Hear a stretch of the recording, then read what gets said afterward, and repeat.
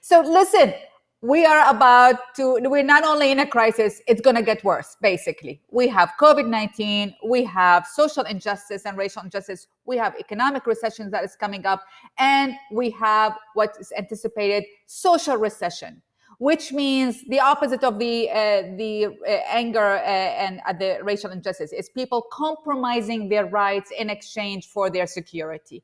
This is a real thing.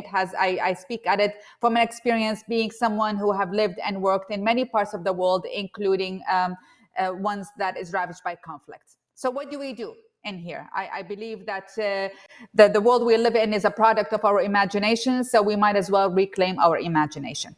I was asked to speak on inefficiency, on self-sufficiency, and I keep on thinking about self-sufficiency. And I worked with the poor for the long time, and I work with the rich as well, and I'm neither. And here's the thing. Self-sufficiency is a concept that was introduced, or independence is a concept that is introduced, honestly, by those who have.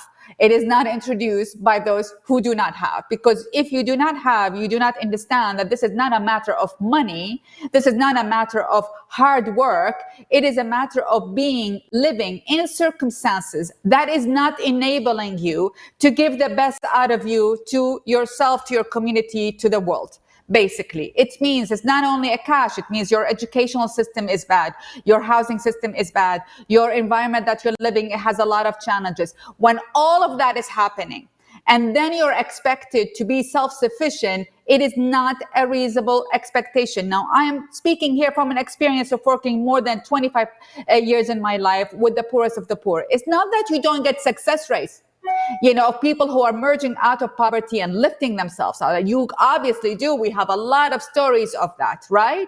But what I'm saying, this cannot sustain us anymore. So what really I mean? We tried microcredit. We tried supporting entrepreneurship. We tried educational and vocational skills. We tried all of these things. They succeeded to a great extent, but they're not ultimate solution to the fundamental inequality that we have in our societies in the world.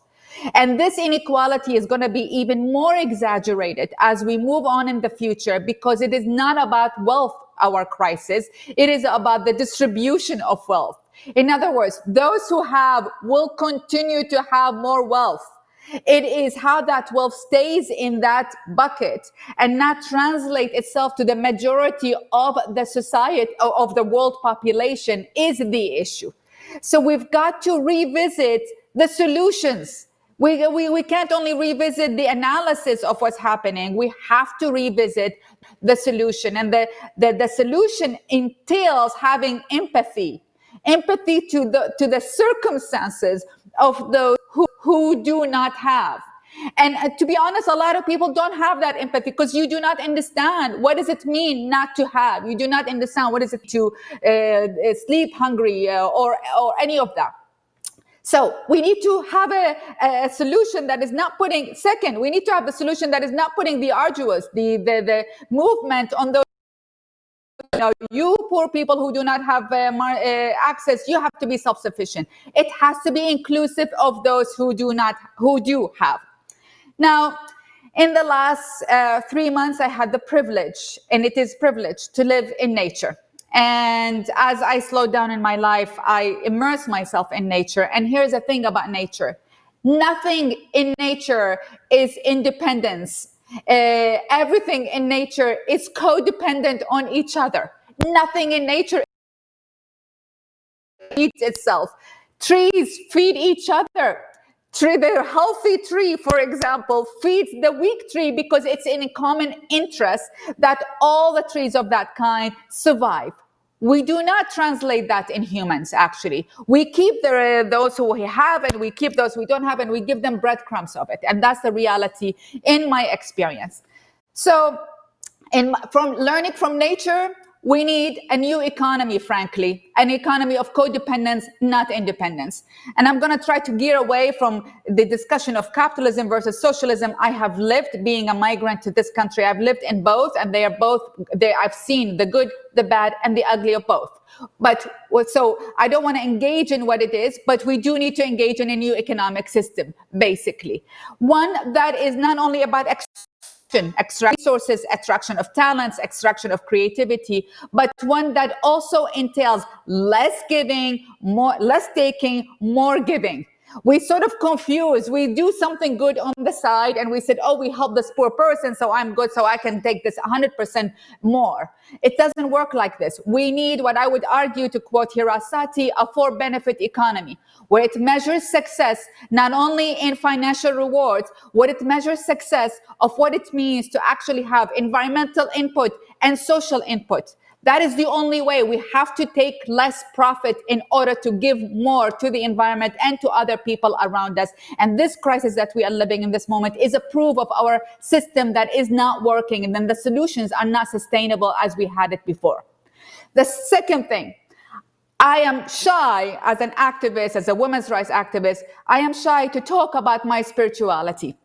But in the last 3 months, it's like, if this is the end of the world, might as well tell it all truth. I'm an incredibly spiritual person. And one of the things that I came to realize when I listened to my heart is that all what God wants out of us, is actually to show the best out of us, to ourselves, to each other, to our communities. You cannot give the best out of you if all what you're concerned about is how do I eat, and to be self-sufficient. How do I eat? How do I live? How do all of these things? Which takes me to my third point. We do need a universal basic income for all. And that entails not only a salary of some sort, but that entails a guaranteed decent housing, a guaranteed health insurance, and a guaranteed good education, as well as a guaranteed income. It is the only way we can level the playing field at least a little. We're not leveling it. We're actually trying to balance it and leave it away from the marginalization of those who have and those who do not have. We have to revisit that away from our attachment to what capitalism is and what socialism is. We have to look into other solutions.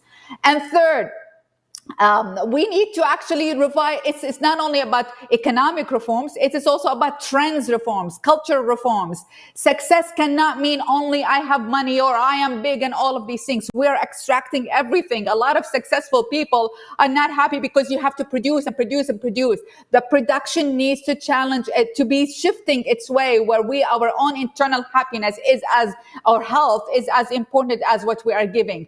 It's symbiotic relationship, which we do not have right now. And last but not least, that does entail all of us as individuals simplifying our lives and in better connections to ourselves, to our environment that we are living in, meaning Mother Nature. It doesn't matter where you are. It means that we have to give to Mother Nature and to each other. No longer are sustainable the discussions of climate change, away from poverty, away from independence, away from self-sufficiency. They're all integrated, and we all need to be part of the solution. And frankly, the most powerful, the richest, need to be part of the solution as well. It's not devoid from them. It is integrated in them, and something has to give in order for the future to be more stable and more safe and more peaceful. And this is not a rhetoric thing. This is a serious, serious moment that we do need that stability and peace for all. What's at stake is all of us, and what's at stake is our democracy, our health, and our well-being, and our connections to this earth. Thank you.